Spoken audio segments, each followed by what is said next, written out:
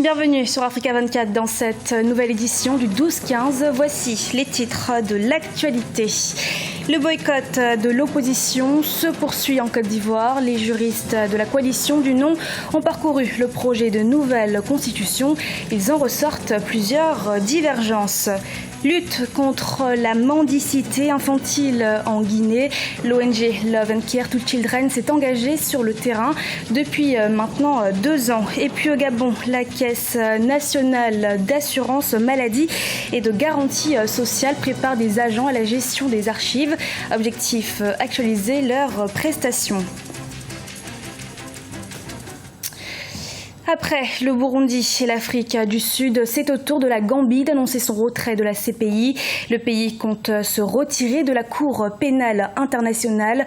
Il estime que seuls les pays africains sont accusés et condamnés par l'instance judiciaire. L'annonce de la Gambie augmente donc la pression qui pèse sur la Cour, accusée de poursuivre un programme de néocolonialistes en Afrique. 9 de ces 10 enquêtes actuelles concernent en effet le continent africain.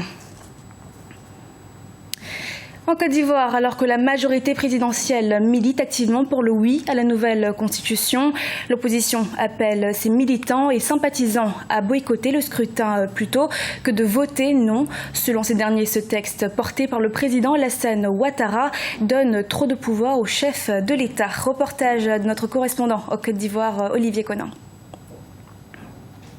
La nouvelle constitution ivoirienne soumise à référendum, une bombe à retardement. C'est l'opinion des juristes de la coalition du non. La nomination d'un tiers des sénateurs soumet la seconde chambre du Parlement au président de la République selon ces juristes. De plus, la vacance du pouvoir est assurée par le vice-président, mais également par le Premier ministre et ensuite le ministre ayant le rang le plus élevé.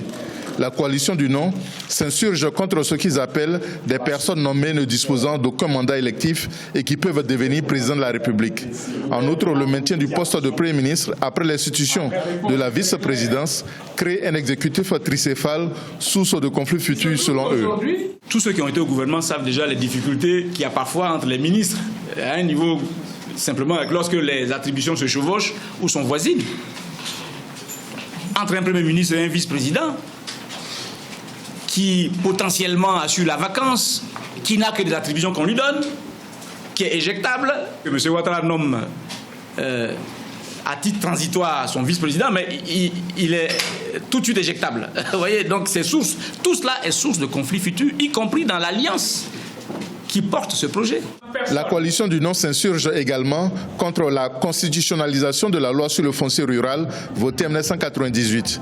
Des modifications importantes ont été opérées à cette loi, en particulier dans la formulation de l'article 12 de la Constitution qui, pour ces juristes, vont nourrir le conflit foncier à l'avenir.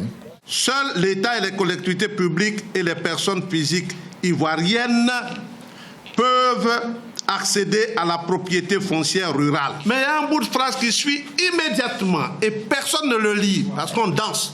Les droits acquis sont garantis. Vous savez ce que ça veut dire en droit?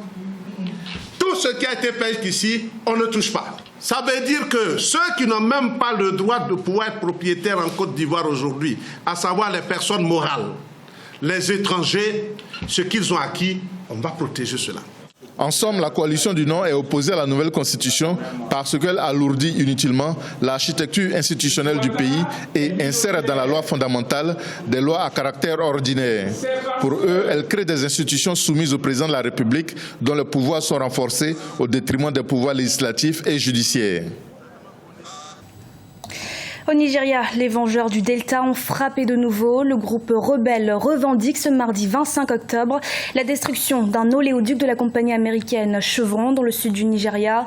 Cette attaque intervient à quelques jours des pourparlers prévus avec des membres du gouvernement. Ils tenteront de réfléchir à un moyen de faire cesser les actes de sabotage contre les installations pétrolières du Nigeria.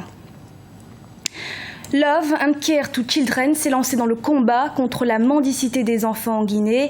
Active depuis 2014, cette ONG intervient dans la scolarisation, mais également dans la prise en charge sanitaire de ces jeunes en quête de repères. Reportage de notre correspondant en Guinée, Emmanuel Milimono. Il est midi, la petite Oumouawa et Mariama Djoulde rentrent de l'école. Un rêve pour la plupart des enfants de leur classe sociale. Ici, à la Cité des Solidarités de Conakry, une bonne éducation pour les enfants est un luxe que ne peuvent s'offrir tous les parents. Ce rêve, c'est l'ONG Love and Care to Children qui le réalise pour une dizaine d'enfants de ces milieux. Ils fréquentent les plus grandes écoles de la capitale et sont pris en charge jusqu'à la fin de leurs études universitaires. L'ONG prend entièrement en charge ma fille. Nous en sommes très contents car ni les frais de scolarité, ni les frais de santé, encore moins les fournitures scolaires, ne sont à notre charge désormais. C'est vraiment formidable pour nous. Même ces frais de cantine sont assurés parce que nous n'en avons pas les moyens. L'école Mariama Diouldé, c'est la grande école.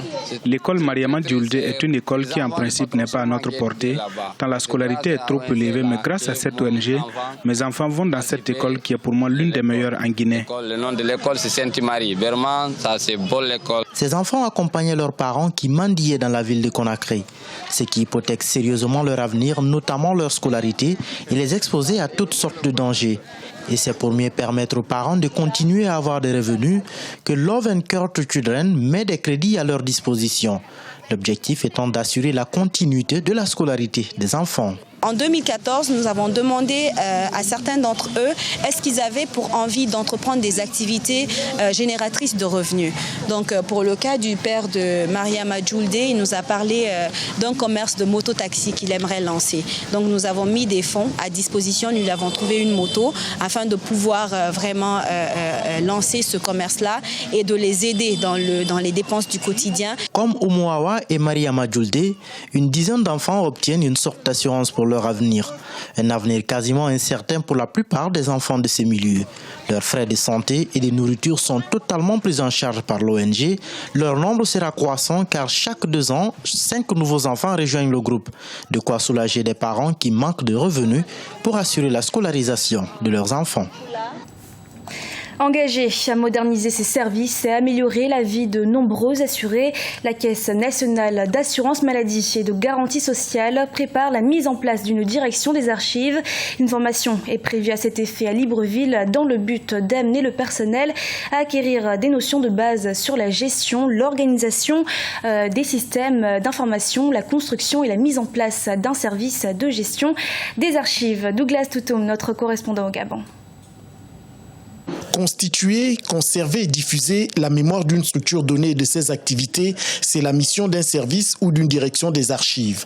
C'est dans ce sens qu'au Gabon, les agents de la Caisse nationale d'assurance maladie et de garantie sociale bénéficient d'une formation sur les modules archiviste et gestion documentaire. La direction, quant à elle, peaufine la mise en place d'un service d'archives documentaires dynamique et numérisé au profit de ses 1 million d'abonnés. C'est un service important pour notre entreprise parce que nous devons suivre nos assurés depuis la demande d'immatriculation jusqu'à la fin.